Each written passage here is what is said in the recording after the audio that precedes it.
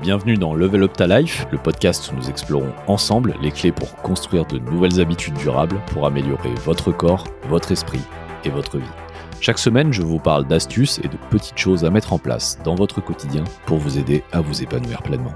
Je suis Guillaume Marocaine, personal trainer en ligne, et si vous avez envie d'aider ce podcast à se lancer, vous pouvez aller le noter sur votre plateforme d'écoute préférée et lui laisser 5 étoiles et un commentaire. Comme cela, l'algorithme pourra montrer ce podcast à d'autres personnes qui pourront également l'écouter et l'aider à grandir. Et je rajoute que si vous aimeriez perdre du poids, vous affiner, vous renforcer ou simplement vous sentir mieux dans votre corps, mais que vous vous sentez en ce moment débordé, que vous ne savez pas par où commencer, que vous avez du mal à vous lancer tout simplement, et que vous voudriez qu'on travaille ensemble pour atteindre vos objectifs, alors je vous propose un rendez-vous téléphonique avec moi ou quelqu'un de mon équipe pour faire le point sur votre situation et voir comment je peux éventuellement vous aider. Cet appel est gratuit et vous trouverez le lien pour prendre rendez-vous avec moi dans la description de ce podcast. Donc cette émission est la deuxième partie d'un sujet sur la motivation qui en comptera 3. Donc si c'est votre premier podcast, déjà bienvenue à vous. Et ce que je vous encourage à faire, c'est d'aller tout simplement écouter le premier numéro sur la motivation avant de revenir ensuite écouter celui-là.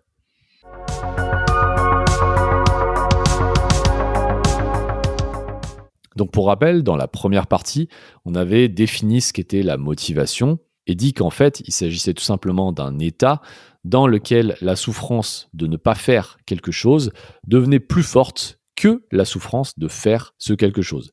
Autrement dit, la motivation, c'est ce qui va nous pousser, par exemple, à aller courir dehors, même si, par exemple, on se sent mal, qu'on a peur du ridicule, ce sera moins douloureux de faire cette action, d'aller courir, plutôt que de rester à ne rien faire sur son canapé. Et ce qu'on avait également vu, c'est que le plus difficile dans un nouveau comportement qu'on veut faire, c'est le début. C'est généralement au début qu'on va avoir la flemme, la fatigue, le fait de se dire qu'on n'a pas envie de le faire. Alors qu'une fois qu'on est lancé, ça devient tout de suite beaucoup plus facile. Et pour reprendre un exemple précédent, c'est plus facile de terminer la 10e pompe, même si elle est difficile à faire, que de commencer la première. Et enfin, ce qu'on avait vu dans la dernière partie de la première émission, c'est tout simplement que très concrètement, si on veut arriver à répéter une action qu'on a vraiment envie de faire au fond de nous, on a vraiment envie d'écrire, on a vraiment envie de dessiner ou de s'entraîner, d'aller courir, mais que toutes ces actions, elles sont dures parce qu'on n'est pas habitué à les faire, ce qu'il faut faire, c'est tout simplement retirer la volonté de ce processus. Et comment on fait pour ça ? Il faut planifier. Il faut vraiment que vous mettiez dans votre agenda toutes les actions que vous comptez faire. Vous devez écrire l'heure et le jour à laquelle vous allez les faire. Tout ça parce que ça va vous permettre de bloquer ces actions à cet endroit précis. Et comme ça, vous n'allez pas vous lever le lundi matin en vous disant « Ah, j'espère que ce soir, je serai suffisamment motivé pour aller courir dehors ». Parce que si vous faites comme ça, il suffit que le soir même, le temps a tourné, il y a un peu de vent, il fait un peu froid, vous êtes un petit peu fatigué, vous avez vu passer une nouvelle qui vous a un peu déprimé, il y a énormément de chances pour que vous n'y alliez pas. Alors que si vous avez mis ça dans votre agenda, si vous courez à 19h, quel que soit le temps, vous avez beaucoup plus de chances d'y aller que l'inverse. Donc maintenant, on va creuser encore un petit peu et on va se demander comment être motivé même quand on n'a pas envie. Parce que vous allez me dire, c'est bien gentil Guillaume, mais planifier, c'est basique. Mais est-ce que c'est vraiment suffisant ? Est-ce que j'ai juste à marquer que oui, je vais aller courir dehors le lundi à 19h pour être certain à 100% que je vais le faire ? Alors bien entendu, il n'y a jamais de certitude à 100% parce que l'humain est ce qui est et il y a toujours une part d'incertitude dans nos actions. Mais surtout, là, on va s'intéresser aux éléments qui vont déclencher vos habitudes et les rendre beaucoup plus faciles à faire.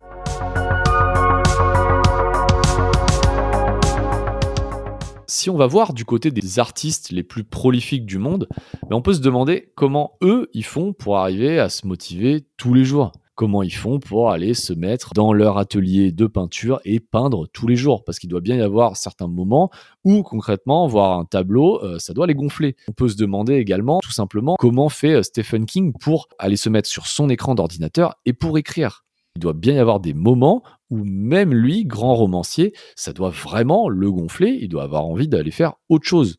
Donc comment font ces gens-là pour créer de l'art sous toutes les formes possibles ? Parce que l'art, ça demande à la fois un travail intellectuel, mais aussi un investissement conséquent. Et quand on s'y penche un peu plus, on constate que les artistes les plus prolifiques, mais ils se contentent pas de planifier. En plus de ça, ce qu'ils vont faire, eux, c'est construire des rituels. Et il y a un livre très intéressant qui en parle. Malheureusement, il n'est pas traduit en français, c'est The Creative Habit. La danseuse et chorégraphe Twila Tharp évoque l'importance de ces rituels pour rythmer ses journées de travail. Et là, je vais la citer. Je commence tous les matins par un rituel. Je me lève à 5h30, j'enfile mes affaires de sport, mon leggings, mon sweat et mon chapeau. Je sors de chez moi, j'appelle un taxi et je demande au conducteur de me déposer devant ma salle de sport. Une fois dans ma salle, je m'entraîne pendant 2 heures. Et le rituel, c'est pas le fait d'être à la salle, de m'étirer ou de soulever de la fonte. Le rituel, c'est le taxi. C'est-à-dire qu'à partir du moment où je dis au conducteur où aller, j'ai complété mon rituel. Donc le rituel, en résumé, c'est une action très simple qui se fait à chaque fois, juste avant l'action, et qui va très souvent être un déclencheur de l'action, qui va permettre de rendre l'action très facile à répéter. Parce que pour reprendre l'exemple de Twila Tharp et du taxi, chaque matin, simplement sortir de chez elle et appeler le taxi, c'est une action qui est non seulement très facile à réaliser, mais aussi très facile à répéter. Et donc en réalité, c'est tellement facile de le faire qu'elle le fait sans y penser. Et de fait, elle le fait et elle arrive à la salle. Donc ça, c'est un exemple. Mais dans un autre livre, Daily Rituals, How Artists Work, Mason Curry évoque d'autres rituels de grands artistes qui peuvent nous montrer à quel point cette technique des rituels, elle est très puissante. Par exemple, l'autrice Maya Angelou, elle, ce qu'elle fait, c'est qu'elle loue une chambre d'hôtel près de chez elle pour écrire. Elle y arrive chaque matin à 6h30 et elle écrit dans cette chambre jusqu'à 14h.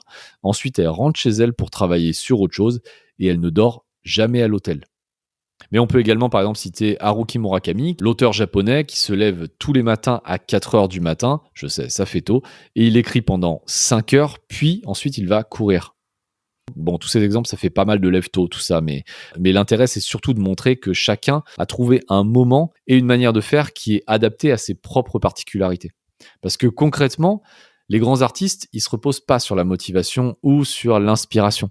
Eux, ce qu'ils font, c'est qu'ils suivent au contraire une routine avec un pattern constant qui est toujours le même et qui est hyper facile à reproduire.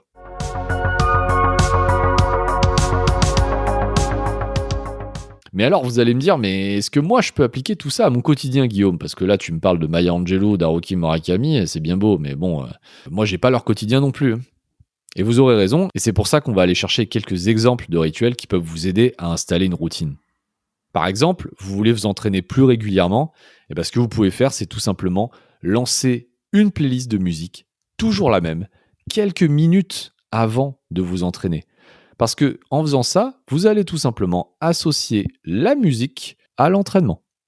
Et à chaque fois que vous lancerez cette playlist d'entraînement, que vous lancerez ces musiques, même si vous n'avez pas forcément envie de le faire, vous allez être influencé par cette musique que vous avez l'habitude d'écouter quand vous vous entraînez. Vous pouvez faire ça, vous pouvez tout simplement sinon utiliser toujours la même routine d'échauffement avant vos entraînements. C'est ça qui va tout simplement vous aider à vous mettre dans le bain de l'entraînement. Pour prendre un autre exemple, si vous voulez chercher à diminuer votre stress quotidien, vous pouvez tout simplement vous mettre une petite alerte dans votre téléphone qui vous poussera à faire une petite séance de méditation matinale de 5 minutes seulement tous les matins. Ou en prenant un autre exemple, si vous voulez mieux dormir, vous allez pouvoir suivre un rituel de diminution de votre activité avant de dormir. Tout simplement de chercher à diminuer les lumières fortes, d'arrêter de consulter votre téléphone après une certaine heure, 22 heures par exemple, de stopper les écrans bleus également après une certaine heure, de bouquiner, etc., etc. Il y a énormément de petits rituels que vous pouvez adopter. Ce qu'il faut vraiment retenir, c'est que ces petits rituels, ils précèdent votre action et ils doivent être très faciles à faire. Ils doivent être non seulement faciles à faire, mais ils doivent vous pousser vers l'action.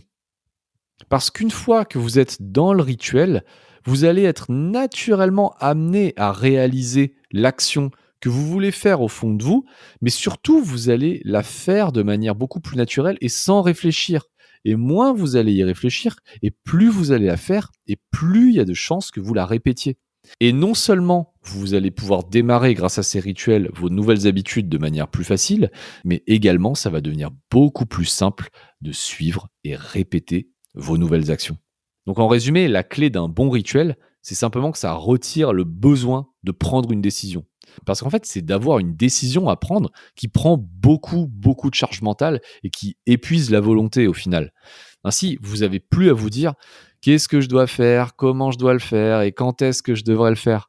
Non, le but du rituel, c'est vraiment de vous pousser à éliminer tout ça. On en revient un petit peu à ce qu'on disait dans l'émission numéro 1, quand on parlait du processus qui amenait une action à se réaliser. Le but, c'est toujours de chercher, si ce n'est à éliminer le début du processus, donc éliminer la volonté, éliminer également la tergiversation et tout faire pour faciliter l'action. Et en fait, ce qui se passe quand la plupart des gens abandonnent un nouveau comportement, généralement vers le 15 janvier, quelques jours après la décision des nouvelles résolutions, c'est parce qu'au bout d'un moment, ils peuvent tout simplement plus décider quand ils vont commencer, tout simplement. Parce que si par exemple le 1er janvier ils se sont dit moi j'ai décidé je vais courir un semi-marathon ou un premier 10 km, et que si du coup ils sont allés courir le 2 janvier, qu'ils ont réussi à répéter ça le 3 janvier voire le 4 janvier, déjà il y a de très fortes chances pour que le 5 et le 6 janvier ils aient énormément de courbatures et qu'ils aient un petit peu mal partout. Mais ensuite, s'ils y sont allés à l'emporte-pièce sans planifier les moments dans la semaine durant lesquels ils vont courir, en fait il y a de fortes chances qu'après le 6 janvier, il n'y ait plus personne. Et qu'arrivé à la 2e semaine de janvier, on essaye d'aller péniblement courir le 8. On va pas forcément courir très très bien parce que la motivation là, elle est sérieusement émoussée. Peut-être éventuellement qu'on va aller arriver à réenfiler ses baskets, mais passé ce jour-là, malheureusement, il risque d'y avoir plus personne. Parce que tout simplement, il n'y aura plus aucune motivation pour sortir, pour aller dehors. Parce qu'en plus, courir au mois de janvier, celles et ceux qui le font le savent, il fait très froid. Et ça, il n'y a rien de pire pour atténuer encore plus la motivation. Donc en résumé, pour développer un nouveau comportement, il faut tout simplement que ce soit facile et automatique. Et de cette manière, vous aurez encore plus de force pour finir ce que vous commencerez quand votre action elle commencera à devenir difficile et challengeante.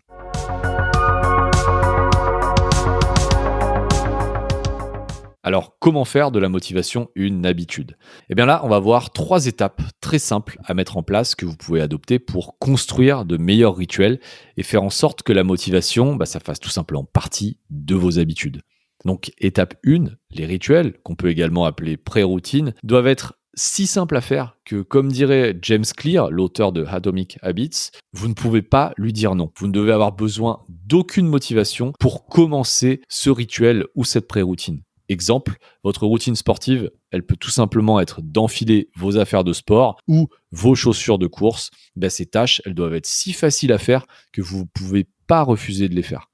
Parce que le plus important de n'importe quelle tâche, c'est, comme on l'a dit précédemment, c'est vraiment son commencement. Si vous n'arrivez pas à vous motiver dès le départ, alors vous verrez que la motivation, elle vient souvent après avoir commencé. Et c'est ça qui est contre-intuitif avec la motivation, c'est qu'en général, elle se mouille pas trop. Elle vient une fois en fait qu'on n'a plus vraiment besoin d'elle.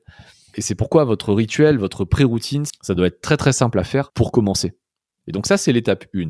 L'étape 2, ça va tout simplement être que votre routine doit vous amener vers votre objectif final. Vous l'aurez peut-être remarqué, mais un manque de motivation mentale, c'est souvent lié à un manque de motivation physique.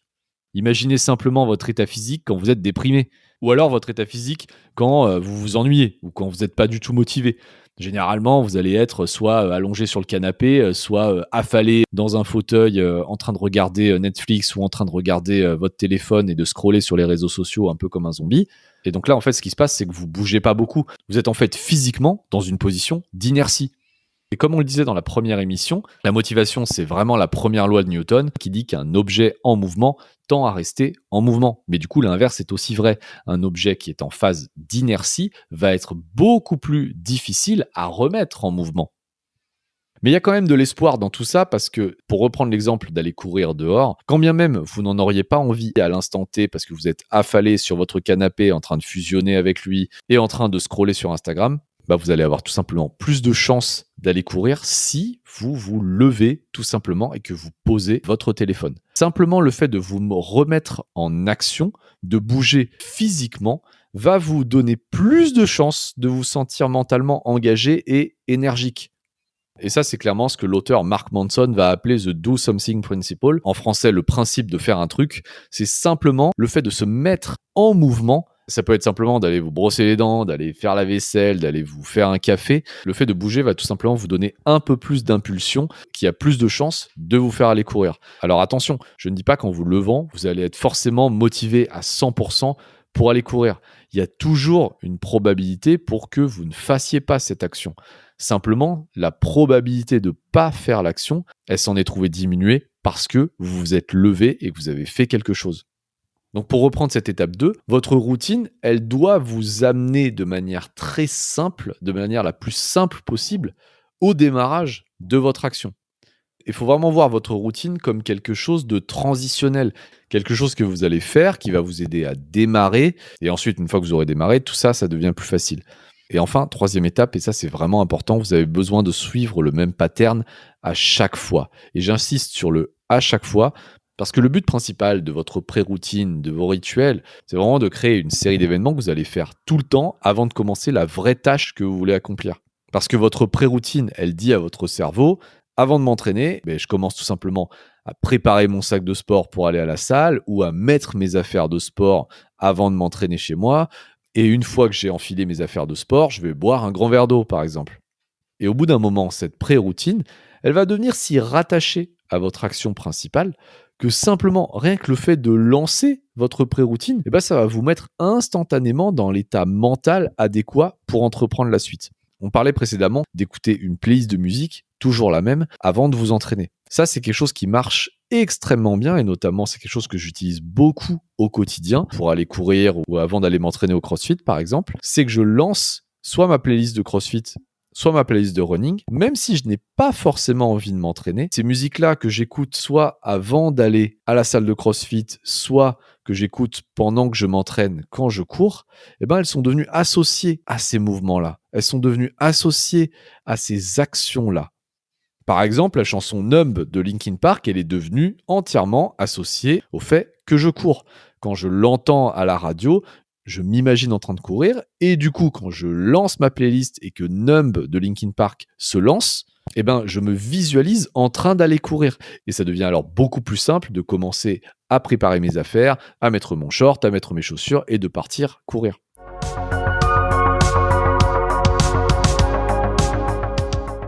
Donc en gros, pour résumer, vous n'avez pas besoin de trouver la motivation. Vous avez juste à débuter votre petite routine. Parce que votre pré-routine, c'est vraiment le déclencheur de votre action, de votre habitude. Et ça n'a besoin d'aucune motivation pour être lancé.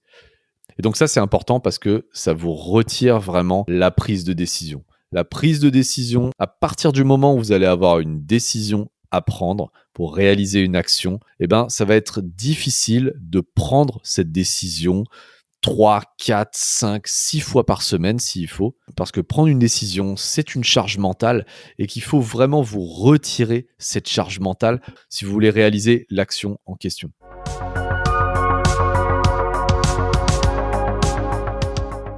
Merci d'avoir écouté la deuxième partie de ce sujet consacré à la motivation. J'espère qu'elle vous a plu et si c'est le cas, n'hésitez pas à aller noter ce podcast sur votre appli d'écoute préférée, à lui laisser 5 étoiles et un commentaire pour l'aider à grandir. Et comme dit en début de podcast, si vous avez envie de perdre du poids définitivement, de vous affiner, de vous renforcer ou simplement de vous sentir mieux dans votre corps, mais qu'en ce moment vous vous sentez débordé, vous savez pas trop par où commencer et que vous avez du mal à vous lancer et vous voudriez qu'on travaille ensemble pour atteindre vos objectifs, alors je vous propose un rendez-vous téléphonique avec moi ou quelqu'un de mon équipe pour faire le point sur votre situation et voir comment je peux éventuellement vous aider. Cet appel, il est totalement gratuit et vous trouverez le lien pour prendre rendez-vous avec moi dans la description de ce podcast. Je vous remercie pour votre écoute et je vous donne rendez-vous dans l'émission numéro 3 de Level Up Ta Life.